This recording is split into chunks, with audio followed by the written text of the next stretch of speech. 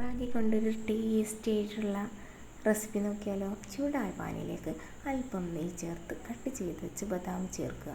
ശേഷം ചിരകിയ തേങ്ങയും ഒരു കപ്പ് ക്യാരറ്റും ചേർത്ത് നന്നായി ഒന്ന് മിക്സ് ചെയ്തതിന് ശേഷം 2 അച്ച് ശർക്കര ഉരുക്കിയതും കൂടി ഇതിലേക്ക് ചേർത്ത് നന്നായി ഒന്ന് വേവിച്ചെടുക്കാം. ശേഷം ഒരു ബൗള് റാഗിയുടെ പൊടിയും കൂടി ഇതിലേക്ക് ചേർത്ത് നന്നായി ഒന്ന് മിക്സ് ചെയ്ത് വേവിച്ചെടുക്കാം. നല്ല വെന്തതിന് ശേഷം നമ്മുടെ ഫ്രൈ പാനിൽ നിന്ന് വിട്ടുപോകുന്ന രീതിയിൽ നന്നായിട്ട് ഇളക്കിയെടുക്കാം. ഈ മിക്സ് നന്നായി ഒന്ന് തണുത്തതിന് ശേഷം ഈ നെയ്യ് തൂവിയ വാഴയിലയിൽ നൈസായിട്ടൊന്ന് പരത്തി അതൊന്ന് മടക്കിയെടുക്കാം. ഏകദേശം ഒരു 5 മിനിറ്റ് ഇതൊന്ന് സ്റ്റീം ചെയ്തെടുക്കേണ്ടതുണ്ട്.